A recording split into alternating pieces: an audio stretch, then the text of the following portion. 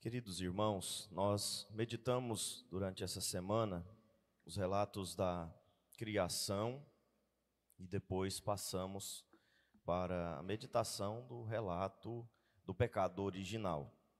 Eu gostaria de fazer um resumo bem breve sobre o que nós meditamos durante essa semana. Primeiro, nós vimos que Deus fez todas as coisas. E todas as coisas que ele fez, ele, no final, concluiu que eram boas. Deus fez tudo e tudo o que ele fez é bom. Deus não faz coisas ruins. Deus não faz coisas defeituosas. Deus não faz nada estragado. Deus é perfeito e na sua perfeição ele faz coisas boas. Claro, quando ele fez o homem, ele concluiu um pouquinho diferente.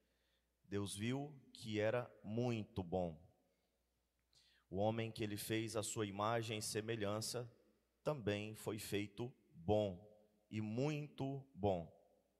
Portanto, as coisas ruins que existem no mundo, o mal que existe no mundo, não é obra de Deus. Essa é a primeira conclusão que nós devemos tirar.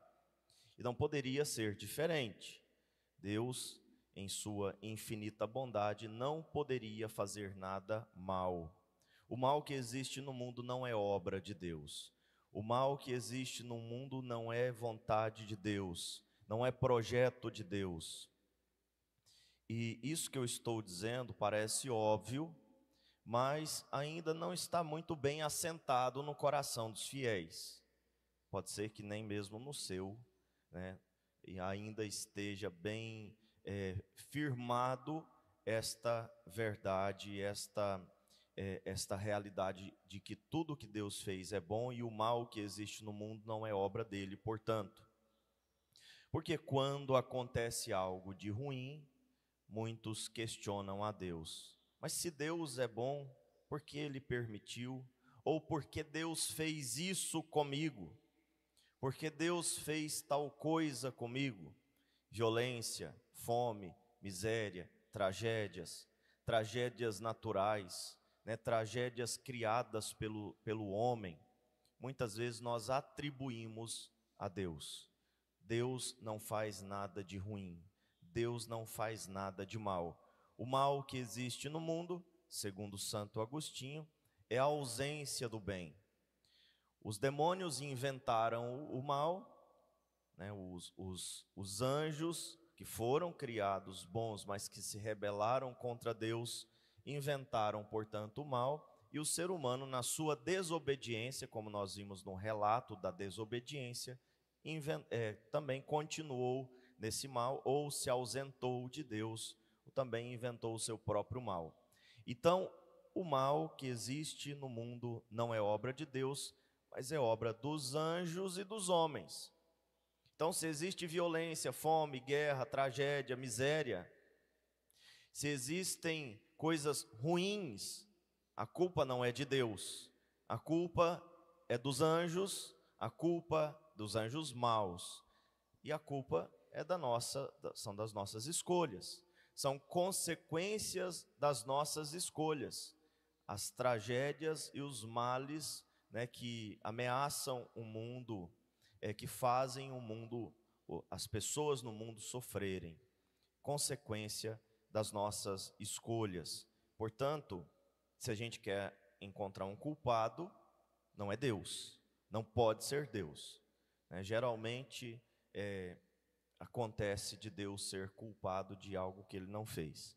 Tudo que ele fez é bom, não há mal em nada que ele fez, em nada que ele desejou ou planejou, tudo é consequência da vontade ou da liberdade do homem e dos demônios, que eram anjos bons.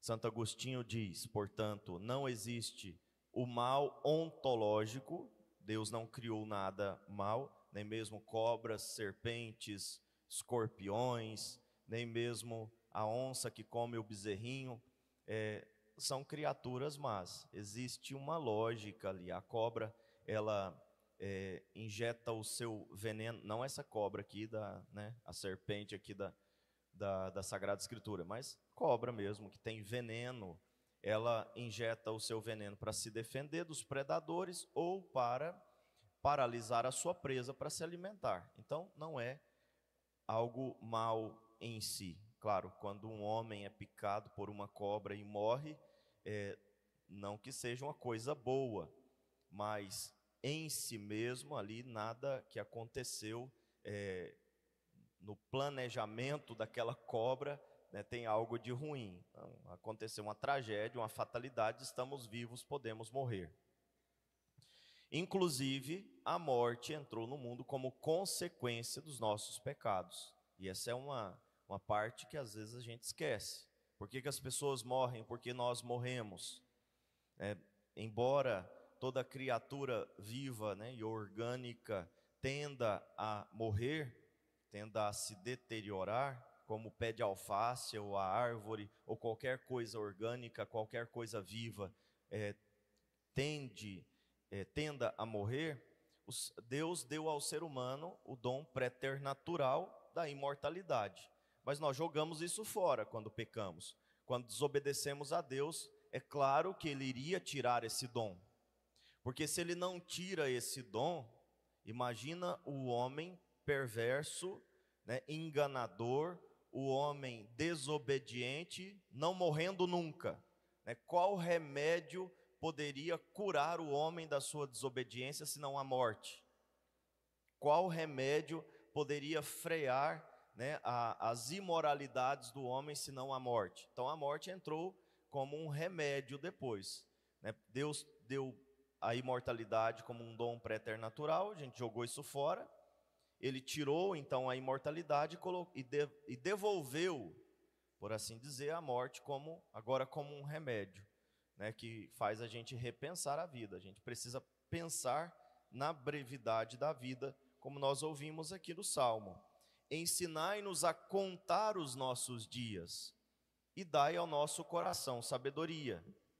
Então nós precisamos contar os nossos dias, saber que a nossa vida é breve, é finita. E quando a gente conta os nossos dias, nós recebemos uma grande sabedoria de entender que nós não somos imortais, portanto nós precisamos frear as nossas más inclinações, enquanto há tempo, porque um dia vai perder o tempo, ou vai acabar o tempo, e portanto nós precisamos, enquanto é tempo, fazer o bem.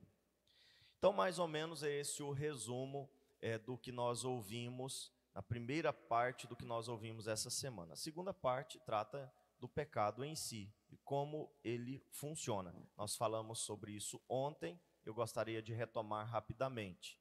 Primeiro passo para pecar: dialogar com o pecado. Conversar com a serpente ali foi colocar o pé na corda. Quando a serpente enganadora começou a fazer perguntas retóricas, né, ou perguntas assim suspeitas, colocando uma pulga atrás da orelha, né, em Eva e Adão, Eva deveria ter fugido. É verdade que Deus proibiu vocês de comerem todos os frutos? É uma pergunta maliciosa, porque Deus não proibiu e a serpente sabia. Então, quando Eva aceita o diálogo com o pecado, quando Eva aceita a ocasião de pecado, não foge da ocasião, ali ela já começa a decair. Então, no diálogo, então se estabelece uma suspeita no coração de Eva, ela toma do fruto proibido, ela cai, né, na desobediência, e depois disso sente vergonha de Deus e se esconde. Nós vimos que o ato de se esconder aqui foi tão pior, ou às vezes até mais, do que o próprio pecado, porque quando pecaram, quando desobedeceram a Deus, deveriam ter reconhecido imediatamente e corrido para pedir perdão, e não se escondido. Eles se esconderam, assim como Davi, em vez de reconhecer que cometeu adultério com a mulher do vizinho e engravidou ela, e aceitar a punição devida, colocou Urias na frente da batalha para poder tapear todo mundo, mas a Deus ninguém engana. Deus sabe de todas as coisas, né? Ele matou Urias, podemos dizer assim, matou Urias, mas não conseguiu esconder o seu pecado de Deus. E aí caiu a desgraça sobre a casa de Davi. Assim como o filho pródigo também, que quando gastou tudo o que tinha, em vez de voltar para o pai, pedir perdão, pedir a graça, né, pedir a reconciliação, o filho pródigo foi caçar serviço. Arrumou ali um serviço de cuidar de porcos e nem a comida dos porcos podia comer. Então, quando a gente tenta dar um jeitinho, esconder o nosso pecado, dizer, não, eu aguento, eu dou conta, eu vou sustentar o meu erro até o fim, e ninguém tem nada a ver com isso, aí aquilo que estava ruim fica pior. Então, esses são os passos para o pecado: a ocasião, né, o diálogo com o pecado em si, a desobediência, e depois ficar ali se escondendo de Deus, ou seja, com aquela pirraça: eu não vou pedir perdão, eu não vou reconhecer o meu pecado, eu não vou atrás da reconciliação, porque eu sou forte, eu consigo resistir, eu dou conta, eu não preciso de Deus, eu não preciso da graça, eu não vou confessar com esse padre comedor de arroz e feijão. Já ouviram isso, né? Esse povo está escondido na moita, né? Quem fala assim, olha, eu não confesso com nenhum comedor de arroz e feijão, ele está na moita, igual o Adão e Eva aqui, né? Ou ele está colocando Urias na frente da batalha, ou ele está lá cuidando de porcos. Tenha certeza, essa pessoa está passando fome, essa pessoa está na miséria, está na desgraça, só não reconhece, porque quem é humilde não fala isso, quem é humilde não fica inventando desculpas, quem é humilde e reconhece a sua pequenez, a sua miséria, não fica inventando desculpas para o seu pecado, não fica falando que não confessa com comedor de arroz e feijão, como se nós não soubéssemos, né, que o padre come arroz e feijão e muito mais, né, muito mais do que arroz e feijão. Só que não é essa a questão, né? A questão é ser humilde e reconhecer que eu preciso da graça, que eu preciso do perdão de Deus. No trecho que nós ouvimos aqui, nós vimos o pecado, né, a tragédia se desenvolver muito mais numa dupla acusação de Adão. Você comeu do fruto que eu te proibi comer. E Adão, né, que em vez de admitir o seu pecado, ele disse: a mulher que o Senhor me deu. A dupla acusação. Acusou a mulher e Deus ao mesmo tempo. E é assim, quando não somos humildes, quando não reconhecemos a nossa miséria, procuramos culpados. Culpamos a Deus, e como falamos lá no início, quantas vezes Deus é culpado pelos males que acontecem no mundo? Ele não tem nada a ver com isso.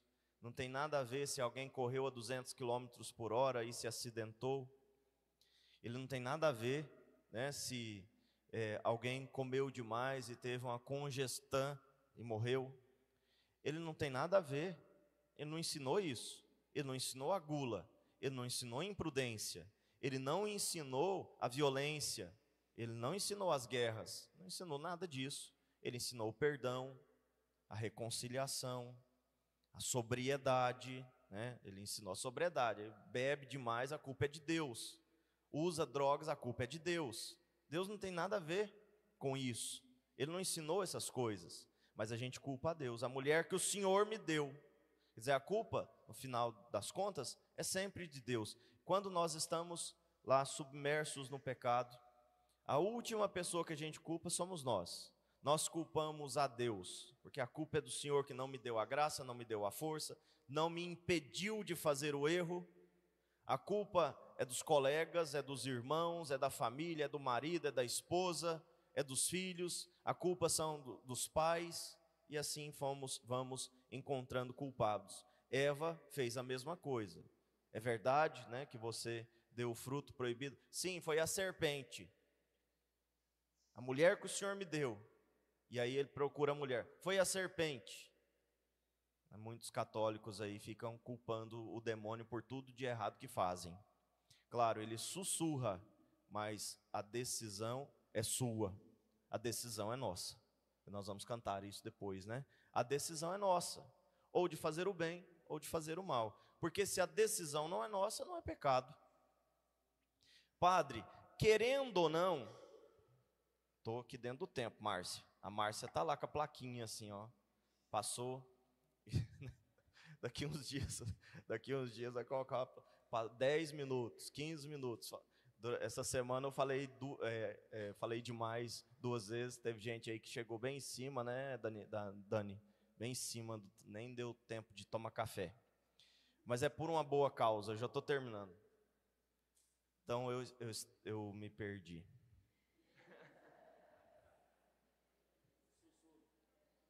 Então a serpente sussurra, mas a decisão é nossa. Então algumas pessoas dizem assim: padre, querendo ou não, a gente fala mal das pessoas. Bom, querendo ou não, então significa que você não tem opção. Então você não tem culpa. Pode ir embora, você não tem pecado. Padre, querendo ou não, né, nós acabamos caindo nesse pecado. Querendo ou não, nós comemos demais. Querendo ou não, nós nos envolvemos em fofocas, em calúnias, em falar mal das pessoas. Querendo ou não, eu já escutei isso demais. E eu digo: vai embora, você não tem pecado. Vai embora, você é uma santa, você é um santo. Porque se é querendo ou não, então qual é a opção que você tem? Só que nós temos opções. E se temos opções, temos que tomar a decisão pelo bem e não pelo mal. E quando tomamos a decisão pelo bem, claro, influenciados pelo demônio, sugeridos pelo demônio. O demônio faz sugestões, o mundo faz sugestões, a nossa carne desordenada, desregrada faz sugestões, mas a resposta final é nossa. Porque se não é nossa a resposta final, então não temos culpa nenhuma. Mas somos livres. Livres para amar a Deus, livres para fazer o bem, livres para tomar as decisões corretas. Deus nos fez livres justamente para não sermos escravos de nenhuma opinião errada. Deus nos fez livres para não sermos escravos de ideologias. Deus nos fez livres para não sermos escravos das nossas paixões desordenadas. Deus nos fez livres para não sermos escravos de nenhum pecado. Deus nos fez livres, foi para a liberdade que Ele nos libertou. Então sejamos livres, façamos o bem, porque quando fazemos o mal, nos tornamos escravos, caímos no cativeiro de Satanás. E aquilo que parecia ser liberdade torna-se um grande pesadelo, um grande chiqueiro, uma grande tragédia. Vamos pedir a Deus que nos livre das decisões erradas. Louvado seja o nosso Senhor Jesus Cristo. Para sempre seja louvado.